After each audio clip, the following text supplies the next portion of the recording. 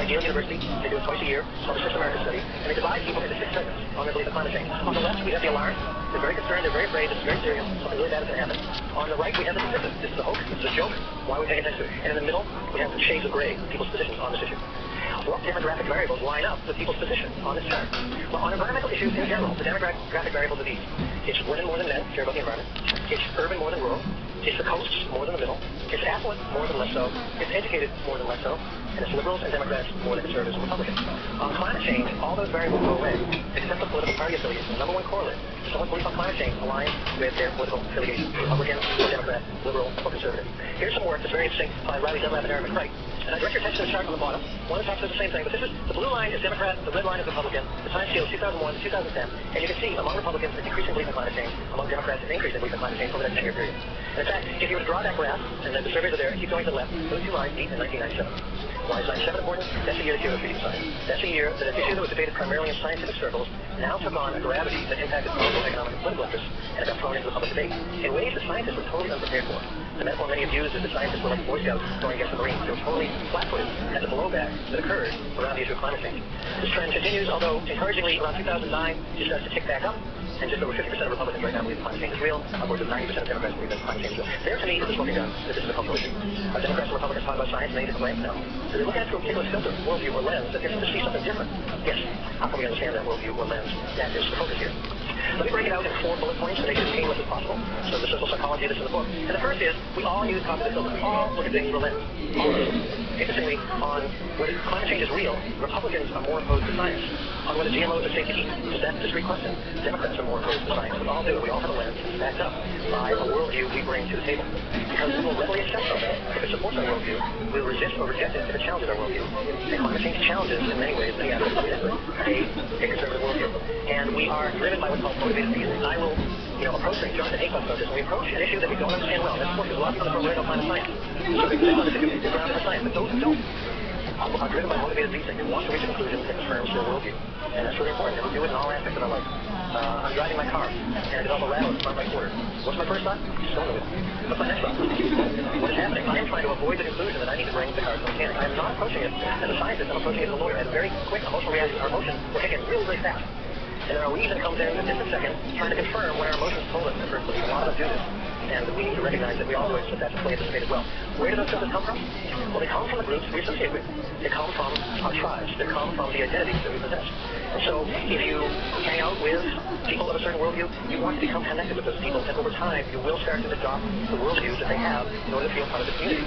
I warn students about this often, that they can go into a company, and if the values don't fit yours, you can think yourself as a supreme individual. You are not. Over time, that organization will have its way. I have a brother. I love him dearly. I want to move from Michigan to Texas. I want the politics start to swing to the right. Who do you see as a trusted news source? Very provocative question right now. I can offer 2 names. One, one may make it stomach twist, one may not. I can do it to any audience because it will be either way. Fox News, National Public Radio. Surveys show increasing listenership of Fox News, decreasing listenership of climate change, increasing listenership of NPR, increasing listenership of climate change. Who's the spokesperson you trust? I'll do it to you again. Rush Limbaugh, Al Gore. These people are representative of a tribe, of a worldview that you may possess, and therefore you will trust what they say. Our social media is doing things. We create social bubbles around ourselves. I guarantee that those you follow on Twitter, Facebook, LinkedIn have worldviews that are similar to yours. And they reinforce your worldview. And that is a major issue in our politics today. The day I studied at the University of Indiana a couple of years ago, they put their hands on a $500,000 tweet. I can't put this image in the slide deck. They got $500,000 tweets before the midterm elections. They ran an algorithm. It comes from liberal and conservative. And then they look at who retweets who. And 2 very clear cluster forms. One is a liberal conversation, one is a conservative conversation. Very few ties in between. It's a visual representation of the filter bubbles you create. It's what's called cultural cognition, connecting with those matters. Over time, once the position fits with our cultural identity, then scientific reasoning starts to move inside. Because it becomes challenging to start to analyze something that requires effort to think outside the belief systems I have. I can ask this, how many people have read all these FCC reports? Maybe you can't answer that question. I guarantee that in most audiences, the answer is very few. Where do you get your position? Well, the pastor down the street says that this isn't real, so I trust him. Listen to any show on Rush Limbaugh, he'll say it's a joke. Okay, I'll trust Rush. You go down the list, who you trust for information, and you will go the easy route, and that's normal. We all do it. We are what's called bounded irrational. We're not totally rational beings, as much as economists would like to say we do, however, herbicide, when I know by the second totally rational. We have a limited capacity to gather information, we have a limited capacity to process it, and we look for shortcuts. So psychologists like to say we're cognitive minded. We don't like to expend cognitive energy unnecessarily. We like to keep things simple. So, for example, I remember vividly the first time I went to an organic food store, and I got to the cereal aisle, and I saw a wall of cereal that I'd never seen before. And what was previously an easy automatic decision, I walk out, I grab my Cheerios, I walk down the aisle, and I'm on my way, required me to stop and think, and it annoyed me. And we all do this. In fact, Max Weber, sociologist of the turn of the century, pointed out that we have to do this in the modern world. We live our lives like we once did, activating black boxes. I get up in the morning, I turn on my car. I have no idea how the engine works. To get to where I need to go. I go to the doctor. The doctor says I need a new hip. I do some looking on what's involved in hip replacements. I stop looking. I don't want to know. I want to keep that black box closed, and I'm going to trust the doctor. I go to the airport. I don't know how TSA works. I don't know how jet engine works. I don't know how air traffic control works. Can't say where I want to go. If you had to open up every single black box that you encounter during your day, you'd become an emotional couple. If you couldn't eat that food without knowing where it came from, whether it was sustainable, whether the farmers were paid a fair wage, none of you would be eating right now. And if you couldn't buy the clothes you were wearing until you knew how it was made, fair wages, and all that kind of stuff, you'd have a very limited wardrobe. That's how we live our lives. We are founded by rational. Finally, and it's important, our political economy creates an inertia for change, and change threatens powerful economic interests. They are at play in this debate, and their major forces, whether it's the conservative right think tanks or fossil fuel interests or others that are opposed to the shift before us, they will muddy the debate. But all of this leads up to the final conclusion that once our minds are made up, and our position aligns with our cultural identity, being a Republican means I don't believe in climate change. Being a Southerner means whatever the connection is, trying to break that link becomes extremely difficult. And presenting someone with more scientific information is coming from the other side and saying, I've seen this information. I don't trust it. This person thinks I'm an idiot. So what do? You give them more scientific information. What do they hear on the other side? This person really thinks I'm an idiot. And the heels start digging in. And the conversation starts to degenerate, and you don't know why. The issue is around communication, and the issue is around overcoming distrust. So let me give you 4 forms of distrust that animate this debate. I'll wrap up with my final story, and then we'll go to questions. I think we'll get up next. What's the first form of distrust on the climate change debate? It's distrust of the messenger. Who are the 3 primary spokesmen on the issue of climate change? Both environmentalists, democratic politicians, and scientists, and there are people in this country that distrust 1, 2, or all 3 of those constituents. Those quotes up there in blue actually come from the Heartland Conference. When I told my doctoral student that I couldn't go, she was up and she said, I'll go. And so she went, a sociology student, and she interviewed people, she listened to speeches. Our potential donor escorted her around trying to get her to first divulge her position. She was wise enough to say, I don't know where I stand on the issue, and then remain agnostic as much as she could. And then we worked on a paper together. One of the cultural frames that are used at the Heartland Conference to convey climate science. And these quotes actually come from it. So, environmentalists. There are a lot of people in this country that think environmentalists are socialist, borderline communists. They want to use the state to exert their will over you and restrict your freedom. They're pagan at the core. They do not trust them. So those quotes, AGW believers, that's anthropogenic global warming believers, they hate people, they hate the Western economy. They want to develop the world. They want to slow it down. They want us all to live in caves and drive Priuses or whatever. The environmental agenda seeks to use the state to create scarcity as a means to exert their will and the state authority over your life. To trust your freedom. There's a phraseology for environmentalists. They're watermelon. They're green on the outside, they're red on the inside. They're communists. Okay, there's spokesperson number 1. Spokesperson number 2, I don't even know if I need to go into that. Democratic politicians. A lot of people in the country don't trust Democratic politicians. The one they love, they hate the most is Al Gore. He fabricated this issue in order to make himself rich. And then we started scientists, and this is a fascinating one. And if you've never read the book, I encourage you to read it. It's a book that won a Pulitzer Prize in 1964. It's called Anti-Intellectualism in American Life. And what the author was pointing out then is more true today, that this community of our colleagues, we in academia, are not trusted. We live in an ivory tower. We study issues that they don't understand. We use a language they can't comprehend. And we say things. We have a disproportionate influence on the political process. I don't trust them. They're anti-democratic. And so that becomes a problem. And so, what do we do about this? Well, we find other spokespeople. We need climate brokers. People need to hear from people that they trust, that are part of their tribe, their community. So we need more evangelicals talking about climate change. We need Republicans who are actually sitting in office. We have a lot of Republicans starting to come forward, but they're bad politicians sitting in office saying this is real. I want the farmer to hear from farmers down the street or in the town hall. I want them to hear from the Kiwanis Club. We need people to hear it from people they trust. And when you find yourself in a conversation with somebody who says it's not real, do not invoke someone they don't trust. Chances are, do not invoke Al Gore. Don't invoke the EPA or the Environmental Defense Fund. But bring in brokers that they will trust. For example, last year, the CEO of Cargill issued a press release saying that climate change is real. You better do something about it. If you don't, you'll have food shortages in the short to medium term. That is a very different message coming from the CEO of one of the largest agricultural companies in the world than coming from the mouth of Al Gore. The Pope coming out on this calling it a moral issue and do a far better job of convincing people that this is some religious authority than professors from the University of Michigan.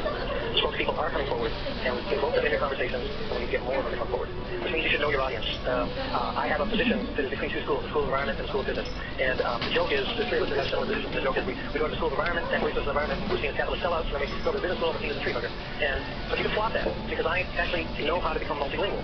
And I can go to the Sierra Club, on Teams and Flannel Shirt, and give a talk to them. Talk about solar radiation and sunspots and solar flares and all the stuff that Henry is talking. I can also put on a pinstripe suit and give a talk to the National Association of Manufacturers, any number of trade groups, businesses, and so forth. And I can speak their language. I gave a talk once to the Michigan Manufacturers Association. And before the talk started, a gentleman sat in the front row and slapped the book on the table very loudly, very deliberately, title facing me, and the book was called The Climate Hoax. So I kind of knew what was going to happen. And in the middle of my talk, he interrupted. He said, this is all nonsense. Because climate change is the hoax. What's my answer? I said, I don't care.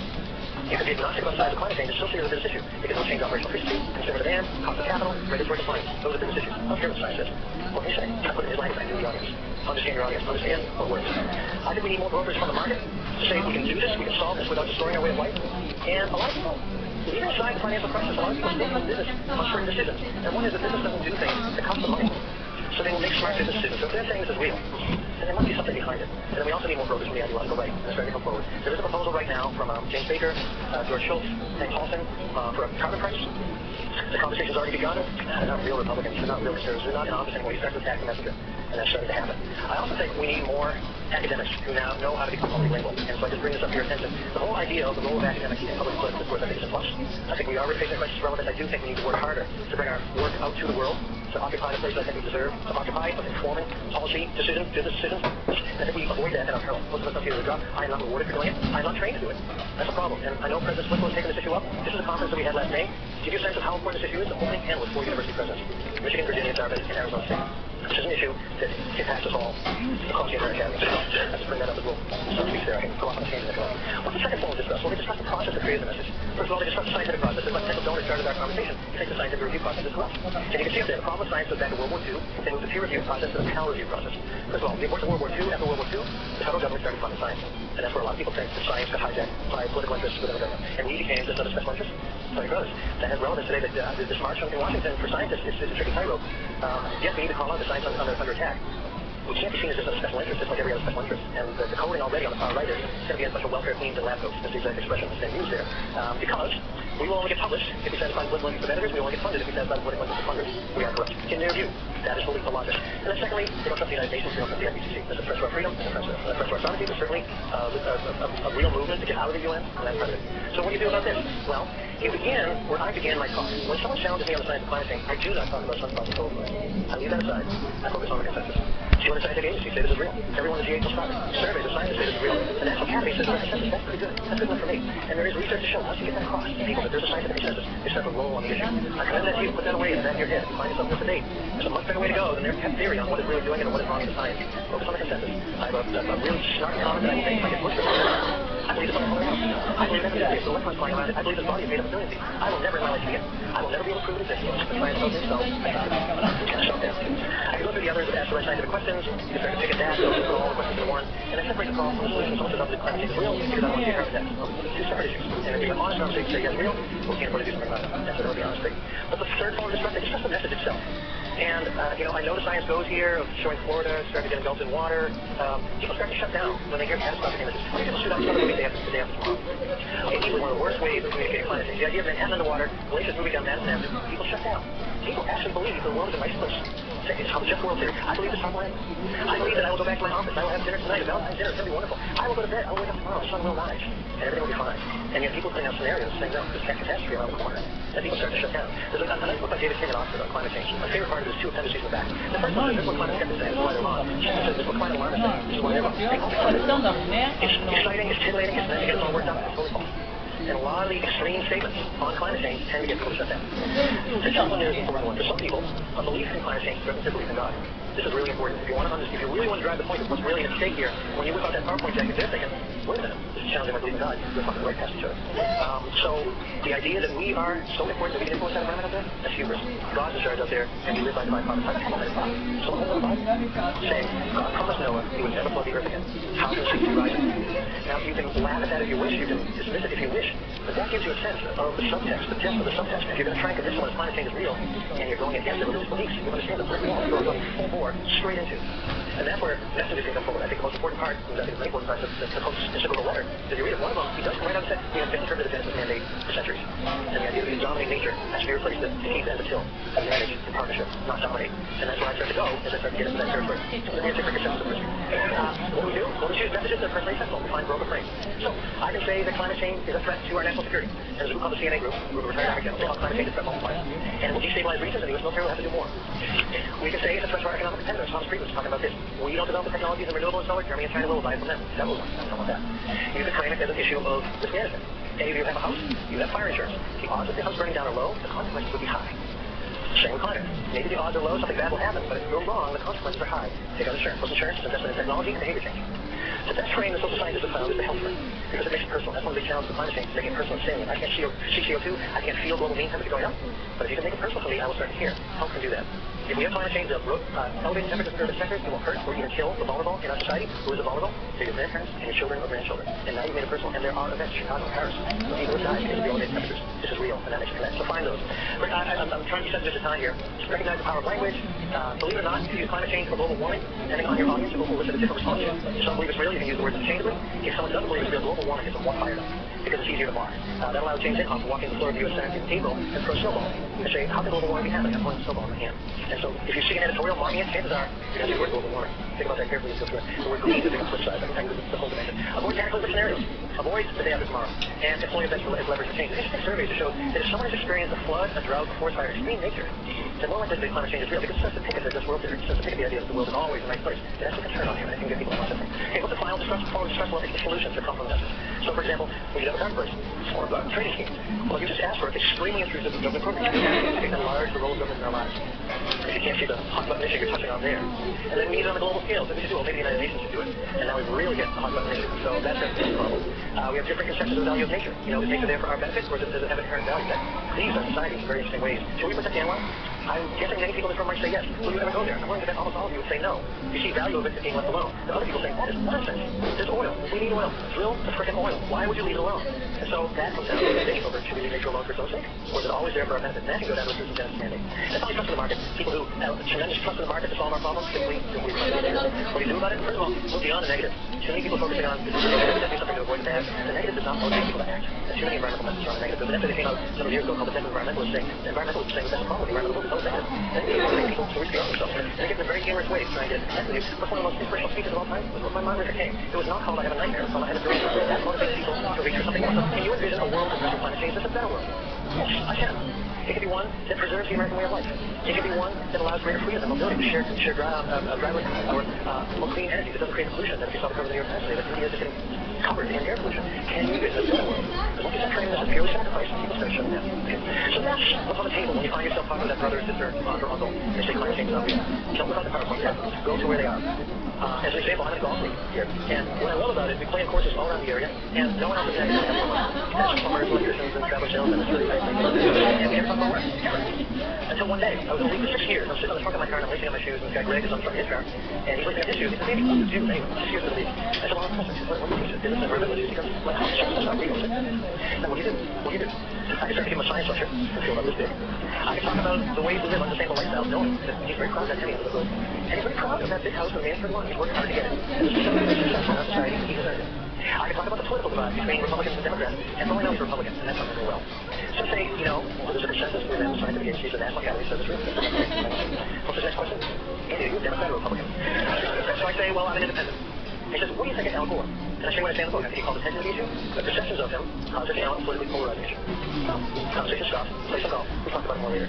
What was he doing when he was asking those questions? He's trying to figure out, trust me, he's trying to figure out the final part of his job. He's trying to figure